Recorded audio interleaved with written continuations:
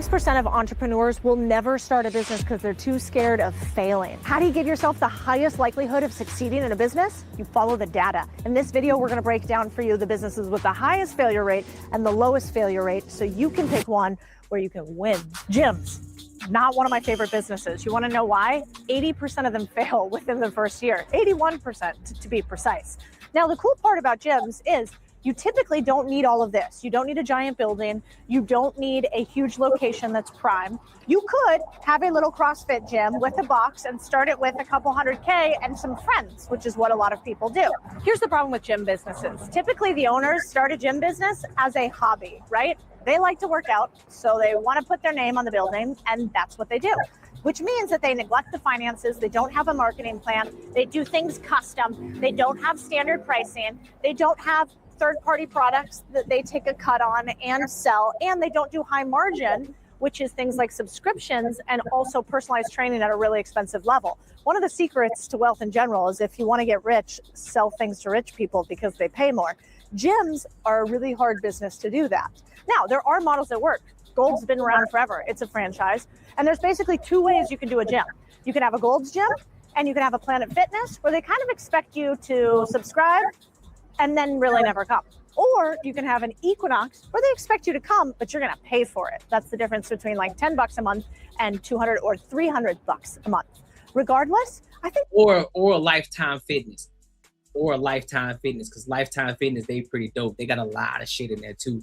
And there are certain areas, especially in the Biltmore area out here in Arizona, you can find a lot of celebrities in there. You can find a lot of successful people, a lot of rich people in there. So if you are in the Arizona area and you want to tap in and rub shoulders with some people who are high earners, make a lot of money, Lifetime Fitness in the Biltmore area, that's the way to go. Just go get swole when you go to the gym. And if you want to make your bank account swole, pick another business. ATMs. I get pitched this business all the time because it seems easy. All right, Katie, and it might not take that much money to start. Let me tell you why I don't like this business because of the math. Average 3 to 5 transactions a day of $80 to $100. The average transaction size. I'll read that in a minute. You get 1 to 2% of it, which means you make about $2.40 to $15 a day per machine. You got to drive around and pick up the cash in all of these on at least a couple day basis. Otherwise, they get stolen. This one actually isn't located here anymore. I bet you could guess why if you pan around this area. Oh, where so you the money just doesn't add up. Hold up. The other problem is for a machine, the machines themselves. Oh shit, Katie. Okay. Listen. Let me go ahead and plug my Patreon in real quick because shout out to my guy JB, and shout out to my guy Marcus Courtney, shout out to Ashley, shout out to my guy Macaroni Tony. So if you ain't tapped into the Patreon, right? We are building to a certain point to where, we're going to end up hosting our first meetup. So if you're going to want to be a part of that, you're going to meet your boy, get to kick it with your boy. You definitely want to tap into the Patreon. But there's other things as well that we're teaching and we're learning, we're building and growing in there as well. But definitely tap into the Patreon, bro. Link is in the description, and I think I pinned it in the comments as well. Yep, sure did. Are pretty expensive. They cost 7 years on average from you giving them the money for the machine to you paying it all back with the revenue and profits of the business. The other reason is, let's think about it this way. Anybody got cash on them in this group? I know the answer to that, and that's no, except maybe Samuel. But most people these days are not carrying cash around. So we're having a declining user base with really tiny margins and a lot of logistics, tough business. The second way that people make money on ATMs is they charge a surcharge, right? So you take a percentage of the transaction cost, 1 to 2 to 5%, and then you might add a surcharge, which is like $2 to $5 per transaction.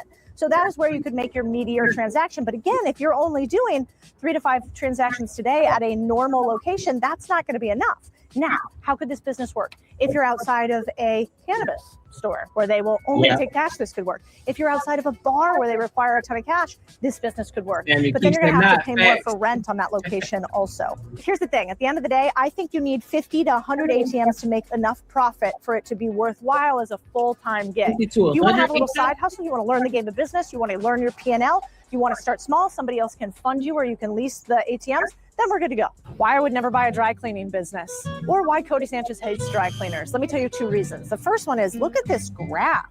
We basically seen the number of establishments plunge, meaning people are using them a lot less. probably has to do with the fact that suits are going out, more people are working from remote, and less things that need to be dry cleaned are part of our everyday life. The second reason is one word, and it's called remediation. So if you go on the internet right now, you'll see like hundreds of dry cleaners selling for $100,000 to $200,000, and you can often sell or finance them. So why wouldn't I like those? It's because I was looking up the math for you guys. If you use a dry cleaner the old way, there can be a lot of toxicity right here underneath our feet. That needs to be cleaned up by whoever owns the business. It's called remediation. How much does that cost is fascinating. The EPA right now thinks that 75% of the dry cleaners in the US are contaminated, the soil underneath them is, and that they have 650 gallons of hazardous waste that they need to clean up. But how much does the hazardous waste cleanup cost? Anywhere from, it could be $5 to hundreds of thousands of dollars, depending on how deep it is and in what states. Well, shit. Instead of doing the dry cleaning shit, you should start the business of the one who cleaned up the mess underneath. You can make a killing. You can make a killing. Think about it. If you got 2 or 3 jobs going on at the same time, and you say you can make anywhere between $5 to $100K, oh, you finna be doing crazy work. Yeah, a lot of liability in the dry cleaning business because of chemicals. If you own the land, you can poison the land. Yep. She on top of it. City, etc. I don't want to buy a business that's only making $100,000 or $200,000, or run one that's only making that much, and then I got to pay for somebody to come clean up all this toxicity. Plus, aren't we all green these days? Isn't that where we're going? Yeah. So anyway, thank you to dry cleaners that exist, but also be careful about what's underneath your feet. Hotels. These are not businesses. This is real estate masquerading as a business. Let me tell you why the data says these businesses. Because hotels are easily disrupted. That's why. That's one of the main reasons why they're easily disrupted. Especially when some shit pop off, you know what I'm saying? For the bag chasers, y'all understand that. You know what I'm saying? Shout out to AD. But it's easily disrupted. That's one. But I'm pretty sure she's gonna break it down a little bit more too. This are really tough. Look at these margin numbers. So on average, you make $94,000 a year, but the average expense for a hotel is $96,000 a year. So they're losing 2%. Why is that okay? Because they use the real estate depreciation, kind of a fancy word to say that they use the ability to decrease their taxes in order for these things to become actually profitable. So they're not even profitable unless you're messing around with the IRS. Also, I don't know about you, but I don't want to have a business where somebody can call me at 2 in the morning and yell at me and expect service right away. 24/7 support is what you have when you have a hotel business. There's enough going wrong in business for you to wake up at 8, have a cup of coffee, and then deal with it. I think that's sufficient. The other thing is, this is a complex business because you see we're at one right now. And if you were to look around, you basically see a bunch of people behind me are doing landscaping, right? A bunch of people behind me are redoing the bar over here. It's complex. It requires 24/7 support and a ton of humans to run this business. Not to mention, look at what's happening to this industry. So back in the day, there were 20 major hotel companies in the 2000s. Now there are only 10. So we've consolidated the industry, and those 10 own 65% of the market. So if you want to get into hotels and be independent like this lady is, she's a legend into hotels, by the way, it's really hard.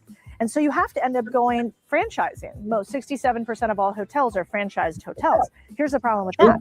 They take a ton of your revenue, and they leave you with something like 2 to 7% total revenue at the end for you to run the business. Since these contracts run 10 to 15 years on average, you better make sure that that franchise is one you want to stick with for a while. This hotel is amazing. The grounds are beautiful, but the problem with a hotel like this is, can you imagine what it costs to run this thing nonstop? Sorry. I think we've been kicked out of 17 businesses now? Amazon FBA, the other type of business that is my least favorite of all of them. Let me tell you why. Although I have a bunch of friends that made money, and you have all these young YouTubers all over the internet telling you how much money you can make doing Fulfilled by Amazon and how easy it is and how seamless it is, the truth of the matter is the math doesn't math. One, because if there is one platform that has more risk to, one, being your biggest competitor, which Amazon does, 2, allowing a bunch of Chinese knockoffs to come compete with you, and 3, actually giving your data to both your competitors and then taking your data about what sells and using it for their own, it's Amazon. Huge platform risk. The second reason why I don't like Fulfilled by Amazon businesses is you actually can't touch your customers. How wild is that? You buy from my store on Amazon, and I send to your house my product, pens, let's say. I cannot get your contact information or your address. And oh, by the way, I'm not even allowed to put something in the packaging that asks for you to write a review or that asks for you to get more information. You're completely divorced from your customers, which is one of the most dangerous things that you can do in business overall. Let's get into the math really quickly. We can actually. Yeah, I've never been a fan of. I've tried the FBA shit. I really have. I tried to go through Alibaba and do all that, find the products are cheap. And bro, man, nah, I'm good. I'm good. Because even when you do a TikTok shop, that's what a lot of them are doing too. They use TikTok shop. It's like so many third parties that you're using. I'm good, bro. I need something that's lucrative, something that I can scale, something that requires minimal, that requires me not to have to put all of my time and effort into it. My goal is to be an absentee owner. That's my goal. Multiple businesses, absentee owner. 1,000%. 1,000%. Until I get to a point where I'm an absentee owner, then I can remove myself from the 9 to 5. And now I have a little bit more time on my hands to where I can focus on other businesses that may require a little bit more time from me. That's where I'm at with it. I'm actually, matter of fact, listen, I want to make sure that y'all know that I ain't just talking just to be talking, right? I want y'all to understand. I'm not just talking just to be talking. I'm actually out here putting in the work. Listen, I need y'all to understand. I'm actually out here putting in the work. I wish I could really see that. Can y'all see that? Y'all can't see that, can you? Let me see something.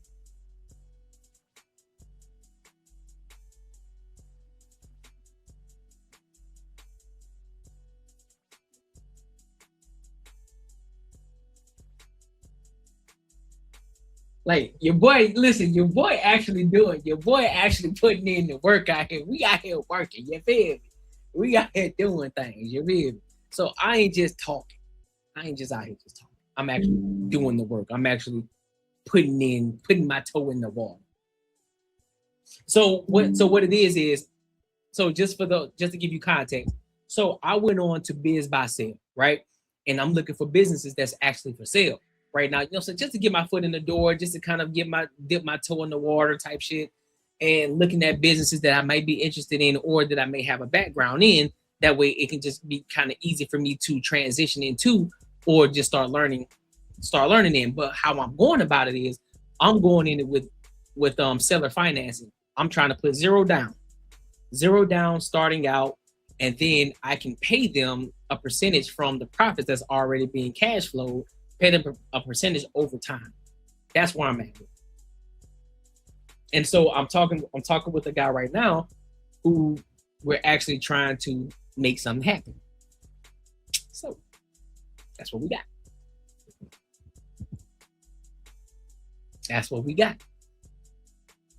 See how many Amazon sellers make money or not. Fast forward through what all these numbers mean, only 1% of sellers succeed with an annual salary of around $100,000 to $250,000, while 27% achieve about $5,000 in total sales. Here's all the numbers for you. Now, a lot of people can be break even inside of a year because they don't have all the crazy upfront costs you get with a business, but your ability. You say when you get in the bobblehead look. Hold on. You want to see a one that I had got when I was doing other stuff? Hold on, give me a second. Let me show you something real quick. Let me do something real quick. You want to see a bobblehead? That's funny. Hold on, give me a second. Funny. So this is when I had the little mini fro. This is when I had the little mini fro. When I had the mini fro, dog. I think I gotta get another one because I got a new look.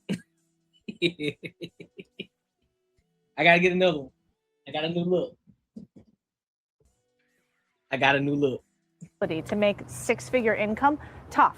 So I suppose you could have some fun. You could experiment with all the 27-year-olds on YouTube talking about Fulfilled by Amazon. But the likelihood that it's going to make you hundreds of thousands of dollars is really quite slim.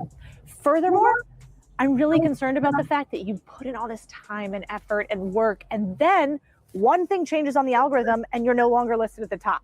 Oh, and not to mention, the last time that I was looking at one of our businesses that had a percentage of their revenue from Amazon, they started getting competitors who actually gave fake reviews and bought their product in order to tank their rankings, because if you have one negative review on average, you need 10 to 20 positive reviews to offset it. That business eviscerated. So be very careful. We like Jeff Bezos. Great for the world. 24-hour delivery. Incredible. Hold on, what'd you say? You said you buy territory with grocery stores. Buy territory with, you mean buy land, right? Stores on your route. New construction of grocery stores in your territory, you get that. You get that store. That's how you, okay. For our bottom line, probably not. Retail stores are the next one I wouldn't buy. Oh yeah, I wouldn't buy incredibly retail. High failure rates. Look at this. The other reason is, if you think about it, these are really high rent locations, meaning that it's expensive to just even have your feet on the ground here. Second is the user base is declining. What do you mean? Well, more and more we shop online, Amazon and at e-commerce, as opposed to in person. So the graph goes like this, which is usually not a great tell in a business that you're starting. The other reason is they have something called negative float, which sounds like kind of maybe technical, but negative float, all that means is that you pay money up front for clothes, maybe a season or two ahead, and you only get money when somebody buys it eventually after waiting for it to be shipped to you and then hoping that you sell to somebody else. It's also really hard to determine what inventory should look like. That's why retail freaks me out. I call this a cash suck business, not a cash flow business. And while I'm really happy to window shop, I think if you just need that little retail store to sell live, laugh, love t-shirts, maybe do it as a loss leader. That is a business that you have a ton of money and you don't want to make any more. And as the saying goes with vineyards, the same goes with retail, which is, if you want to make $1 million with a retail store, start with 3 million. This statistic is wild. As of April 2023, there were 8 big retailers that went completely bankrupt, Bed Bath & Beyond included. In 2022, there were 10 retailers in the entire year. This is not a good trajectory. The other one that freaks me out is the percentage rate of businesses that still operate after the first 4 years in business in the retail industry is less than 47% after the first year's 90% failure rate. Woo! No mathematician, but that don't look good. Restaurants, really tough business to win in. Actually, one of my least favorite ones, as evidenced by one failed right behind us right now. Look at all of this real estate that is now empty and how expensive it had to be to get started. The average small business in the US sells for somewhere around $800,000, but the average restaurant sells for $198,000. Why? Because they're really hard to win at over the long term. In fact, I was looking up some stats for you guys. 60% fail in year 1, 80% in 4 years. Huge competition. In fact, scroll down this street to see what they're working with. We've got Juiceland, we've got Chipotle, we've got something at the end, we've got a Hot Dottie over here, and we've got 3 more restaurants right next to them. So why do restaurants fail? Lots of reasons. One is they run out of cash because they don't have enough money up front. The average build of a restaurant's anywhere from $200,000 to $1 million to build out. That's a lot of quan. Second is they have to have a lot of money to keep running, both for wages for employees, but more than anything for the food that they need to sell you. Plus, there's this little word called spoilage, which is awful, which basically means that food can't last forever like a t-shirt can. And so she says she's laughing, it wasn't funny. So the large retailers have a leg up on small ones because the big stores like Walmart and Target only do co-signing. They don't pay their vendors until it sells at the register. Oh, didn't know that. This is Miss Freckles. This is I knew y'all were gonna like it. Got to pay for it over time. One of the other big things that nobody thinks about with restaurants is it's really hard to keep a consumer with you over time, and often they don't give you their contact information. They just wipe a credit card. So as opposed to an online business where you can email them, tell them to come back, a restaurant, you can't really do anything unless you're really smart about getting referrals. Here's one thing that I'm also learning too when it comes to these type of things. And why a lot of these companies aren't selling, because it's not geared towards the individual. It's not helping a person go from point A to point B? Meaning, how does this improve my life? How does this improve my well-being? How does this take me from this point of my life to this point of my life? And so this is why these companies that she's already mentioned, that's why a lot of them don't work. They're fair weather. There's so many different restaurants you can go to. There's so many different clothes that you can buy. You can buy clothes from Amazon. There's so many people that have online businesses, right? They're selling clothes. So you're not gonna be subject to just one thing. I got a whole bunch of pair of shoes over here. I got Nikes, I got New Balance, I got Jordans. Hell, what else? Well, yeah, that's pretty much it. I got Nikes, Jordans, one pair of New Balance, but everything Nike. But then I got a whole bunch of hats over here too.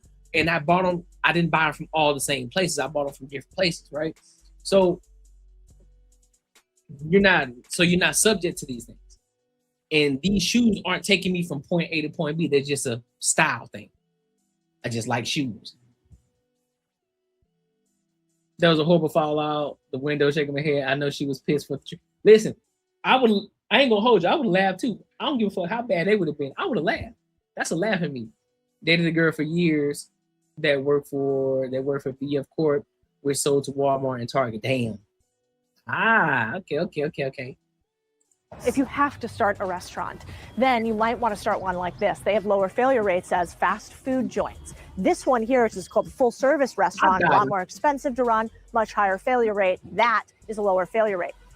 Also, I do own some restaurants, or at least parts of them. It doesn't mean you can't make money in these things. It's just what's the highest likelihood to fail and how good of an operator do you have to be? I own part of a restaurant called The Well. It's awesome, but they've also got these pop-up stores, and these things are the real part that makes money. Trucking, transportation. This is called last mile delivery, and this area is booming. In fact, the success I got a background in transportation. We might have something. Rate is about 76.4% to do this. Now, obviously, you're not going to start your own FedEx or stand in the middle of the street because that's annoying. And now we're going to get on influencers in the water. Oh, give me a second, y'all. Let me pause real quick. Give me a second.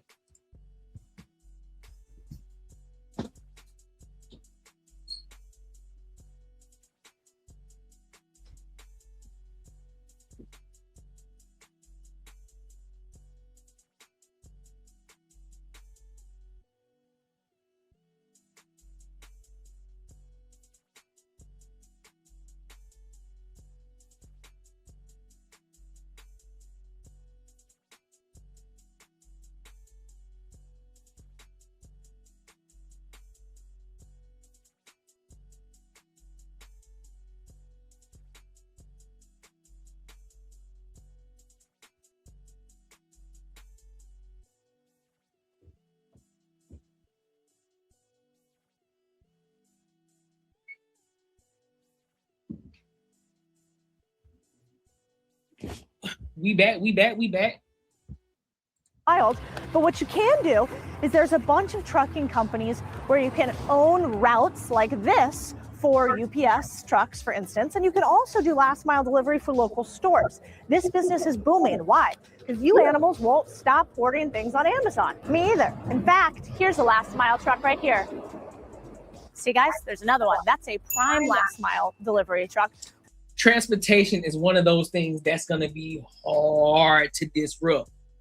You're always going to need transportation, whether you got to transport food, transport clothes, transport products, metals, anything. Transportation is a huge business that you can dive into, whether if you're just starting out small.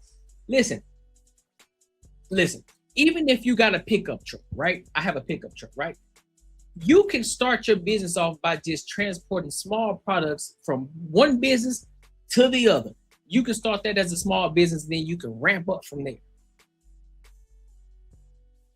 And you can make a killing just using your vehicle as that transportation vehicle until you just say, you know what?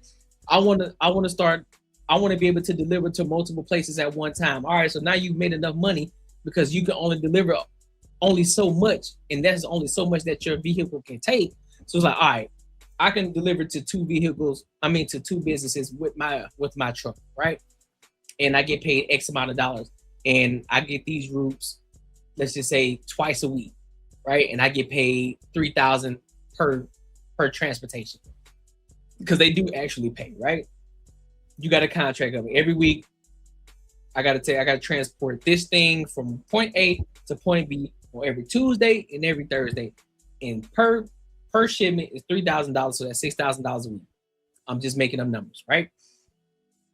So now you say, listen, I'm gonna do this for a few months until I really truly understand the business, understand the back end, understand the logistics of it, and just understand how to operate it as a business. So now that I've made enough money, boom, I can go and purchase a bigger truck. I can go and purchase a bigger truck, or I can just say, fuck it, I'm gonna go do a box truck.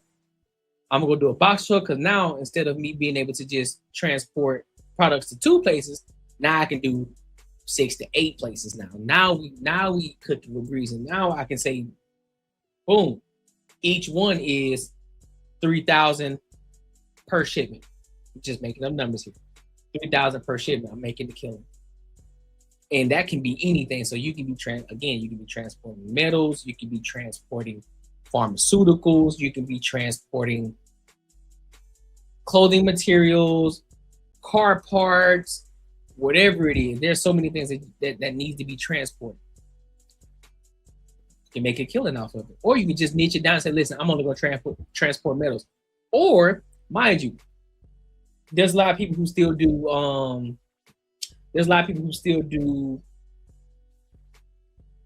restorations for homes and commercial properties. And so you may have to go to Doll Tile, one Doll Tile, to pick up a piece of, so you may have to pick up some shit in order to take it to the other Doll Tile in order for it to be delivered, or for another company to pick it up so that way they can do the restoration or go and switch out some floors or whatever the case may be. So there's always a business. People just got to look, instead of looking at the big thing, look at the operation that's going on. That's what I would say. Look at the operation of how everything is moving. So when you look at Walmart, right? Instead of just looking at, oh, I love to own a Walmart. Okay, what about the person that delivers the bread? What about the person that delivers the pharmaceuticals to the pharmacy for those Walmarts that have the pharmacy, right? Who the fuck delivers that? Where do they get it from? Somebody got to deliver it. You see what I'm saying? Like, somebody has to deliver all this stuff. Or sometimes they got vending machines inside the Walmarts. Somebody got to own it. Who owns it? Who owns the vending machine? Or what about the glass? What about the glasses that's inside the shop? That's inside the Walmart. You know, when you got to go to the optics and shit. Everybody.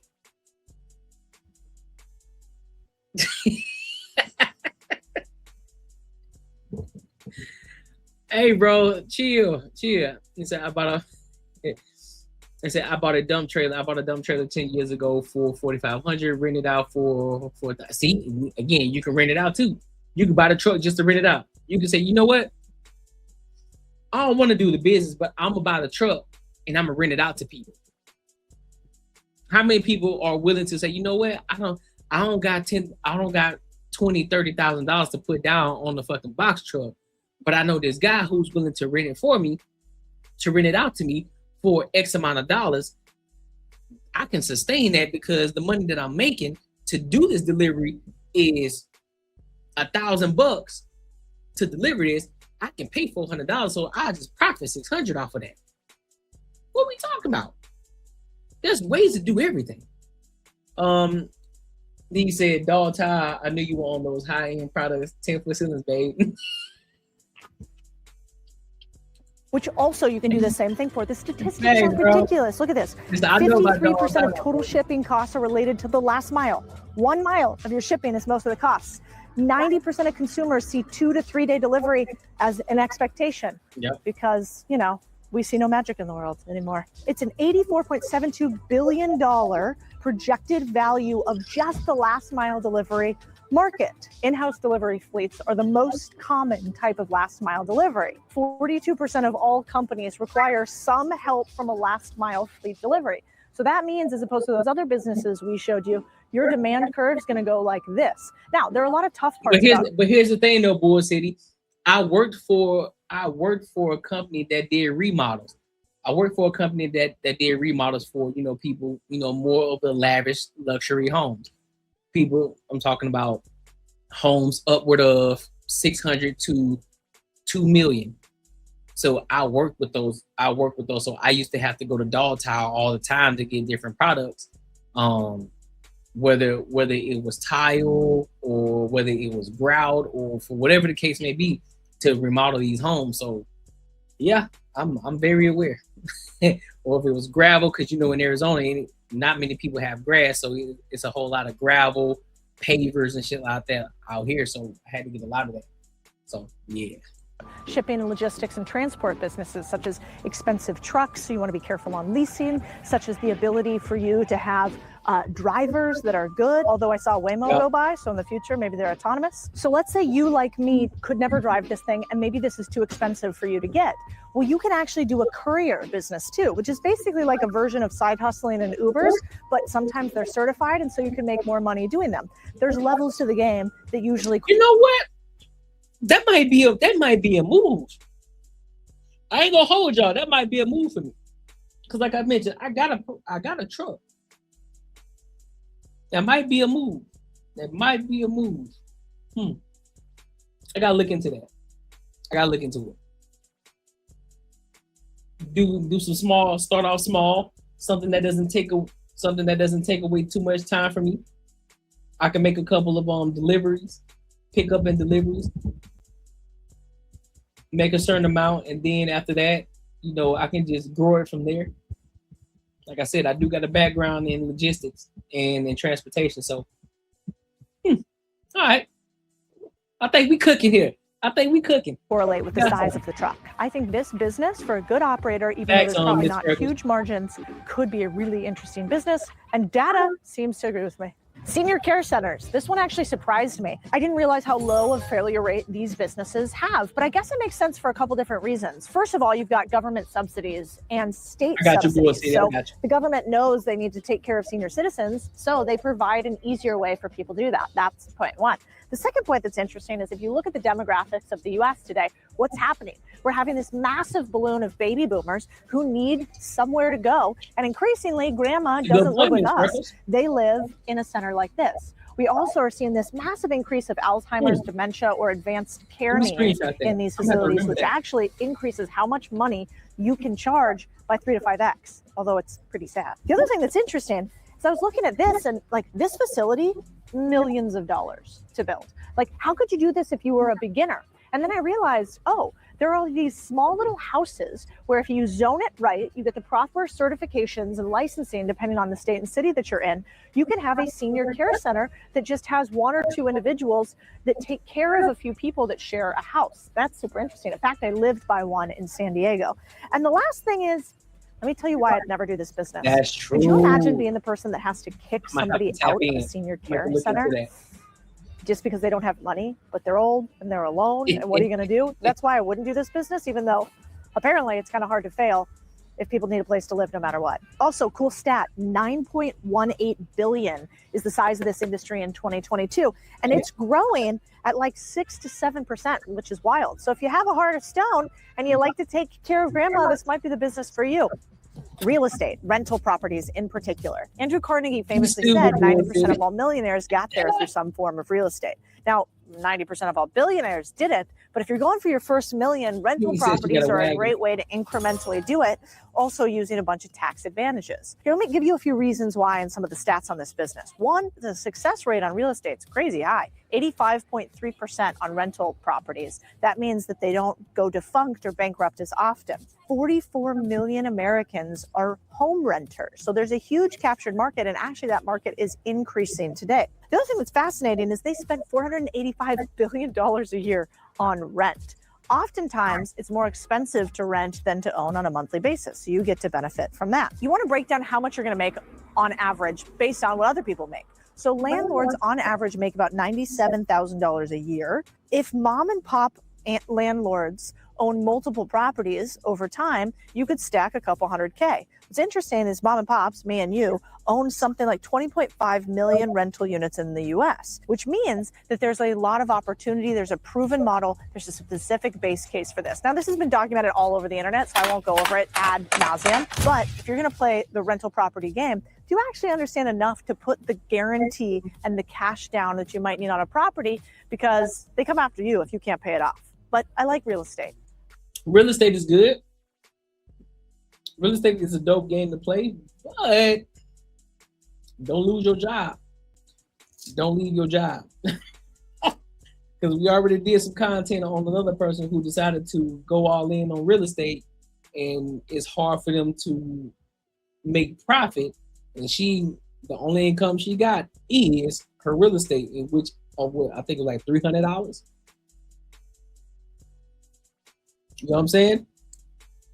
So if you have a dope profit margin, then great, and you can sustain your lifestyle, do it. But if you can't sustain your lifestyle and you aren't making enough, keep that 9 to 5. Keep that 9 to 5 until your profits are 10x or 5. I would say 5x at the least, 5x what you're making at your job, and then it's like, all right, now we can make a move. The only way I can not have it is 4 wheels. We own 6 and I manage 13. Damn. High success business. Laundromats. This one's fascinating business. 92% success rate. I think it's probably Miss Freckles. This might be. I ain't gonna hold you, Miss Freckles. This might be the move for you. This might be the move for you. 92% success rate. A 92% success rate. You already make your own. You already make your own soaps. That's a selling point. That's a selling point. You got your own products in there. So therefore, you can sell your products. Hear me out. Let's just say you get your laundromat, right? And everybody's doing their own thing, everything's set up. But you say, you know what? I want to make some money I want to make some extra money. I want to bring some extra money into the business. So what you then do, you bring in your homemade soaps, which then you label them because they got white labels, right? They got white labels. You can put your own brand on them. You can sell that separately from the business. Like, listen, you can buy these right here. You can tell them the benefits of using your soaps versus using the generic soaps or the name brand soaps, and why yours is better. And to be honest with you, you can price yours maybe a little bit less or a little bit more, however you want to do it. But considering the fact that we live in a time now where everybody seems to have some type of allergic reaction, or their skin is sensitive, and boom, you're already covering that. And because you have the customer service, and because you have a way of how you operate your business that people love coming to your shit, they can wash their clothes. If you get to a point where people don't even want to wash their clothes at home, they come to your shit to wash their clothes, and then they buy your products on top of that, you making a killing.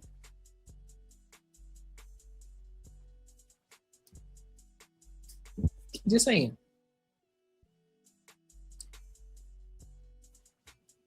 Yep, you can price them higher. Premium product deserves premium pricing. Exactly. So now you can price them higher. Listen, I see you, and then you can purchase. Of course, you're gonna buy a vending machine that you're gonna make money from too, because some people may forget their shit. They're like, oh, I forgot my laundry. I was in a rush. So now they gotta buy some shit out your vending machine. Or you can say, listen, you can buy that. Or if you have allergic skin or whatever the case may be, sensitive skin, you might want to buy Miss Freckles products. A little bit more expensive, but they smell good, keep your clothes clean. You don't got to worry about, your skin being irritated. Here you go. There's a market for every price range, 1,000%. There's a market for it. There's a market for it. So there you go. Really somewhere between 87% and 95%. And it's because these things often are cheap to start, $100,000 to $300,000. They last for a long time. The machines last for anywhere from, let's call it 5 to 20 years on average. They have repeat customers who come week after week after week. And since the number of locations is in a decline, you're actually not seeing a ton of competition spring up. The interesting part about laundromats also are you can add additional revenue streams. So you can have a vending machine on site, you can have an ATM company. And if you want to take a laundromat that on average probably taps out at mid 6 figures in revenue, you add delivery. Delivery and what's called wash and fold. If you see inside, just like a DoorDash, just like a DoorDash situation.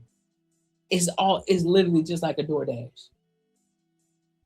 Literally just like a DoorDash. And then if you really want to up the scale, depending on your capacity. Now listen, I want express. I need express, so I need my shit washed within 3 to 4 hours. I bet. You need it. You need it express. I got you. But you're gonna have to pay premium prices for that express. What? Our typical deliveries or our typical pickups are on Sunday. I bet. And we typically have it to you within the next 48 hours. Man, I need it less than 48 hours. I bet. So therefore, you're gonna have to pay a premium price. You're gonna have to pay 2x of what you normally would pay. A lot of people, when they're in dire need, and the people who got the money, I bet I don't care. I just need that. I need it. Bet. I pick it up Sunday, I wash it I pick it up on Sunday, and I have it back to you on Monday. Easy work. Easy work. I will try to sneak in there. The ladies fold the clothes like this. Yeah, they put it in bags and they send out to the neighborhood. That one bag costs you something like $30 to $50, and it costs them dollars to. And then mind you, now you got your own merch. See, that's what they ain't teach. That's if you really good at marketing, really good at your brand. Now you can sell them your laundry bags. You sell them your personal laundry bags with your brand and name on it, because they're gonna feel like, man, I love that laundry mat. I got me one of their bags. You know what I'm saying? It only cost me an extra $5 or $10. They're gonna constantly use that. So much money around the globe. Oh my gosh. So much money. I ain't gonna hold you. I be getting overwhelmed. I'm like, damn, it's so much money out here.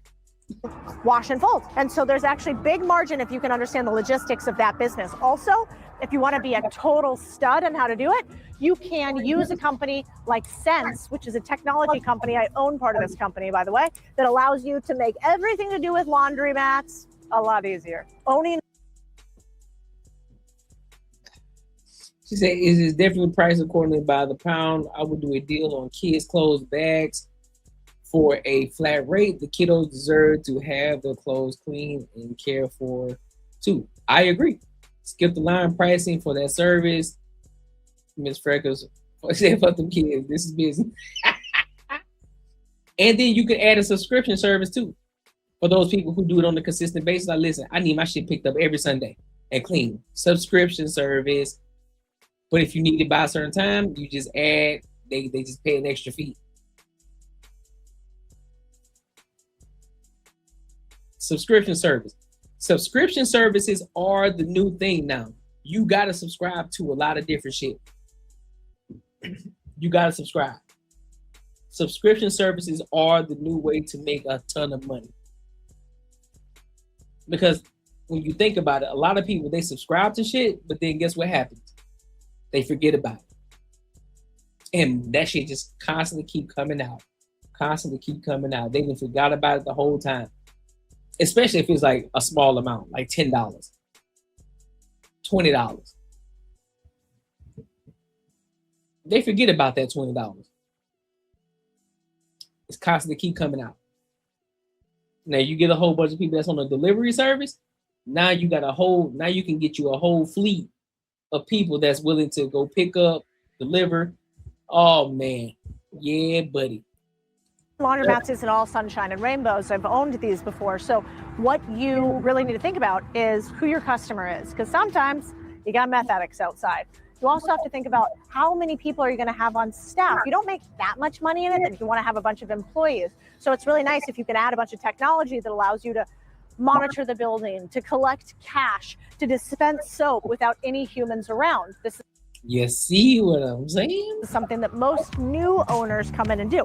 And a laundromat like this definitely has that. And the last thing is, these laundromat machines are like buying a Honda Civic. They're like $10,000 to $30,000 each. So this part ain't cheap, but it's a 92% success rate, so they last for a while. Now you get to pick businesses with a high likelihood to fail or ones with a high likelihood to succeed. But it's more than you just picking winners and losers. We're here on Main Street, and like the sign says, I love a street like this in Austin, Texas, full of small businesses that decide to give their lives serving us with something. You get to walk into an ice cream shop where people are up at 5 in the morning to make you and your family a little something. And there's magic in that happens in everyday communities by humans just like you who decide to do the hard thing, which is to actually build instead of just consume. So at this channel, we are about making Main Street millionaires. You should subscribe if you want to be one, but you should also— Man, Cody better hire me. Cody better hire me, bro. As her extension of her channel, she better hire me, because we talking business over here. We talking business through culture, and we tying it back to money. She better hire me. She better stop playing. I sent her an email too. Ain't gonna lie. But in all seriousness though, all you gotta do is open your eyes, right? All you gotta do is open your eyes. Look at the businesses that you go to. Look at the mom and pop stores that you go to, right? Look at how outdated a lot of their shit is. A lot of them haven't even caught up to today's modern day. So that's something that you can add value right then and there. Okay, well, damn, y'all taking cash still? I don't even think I got cash. Boom. Problem. You can solve a problem right there. Now listen, y'all probably can make more money if you just add, an Apple Pay machine or a tap to pay. You can make more money by doing this. And she only lists 7 businesses. There's a ton of businesses out here right now that you can purchase or that you can tap into, and you can start making money out the gate. You just have to learn. You just have to know how to add value to that company to elevate.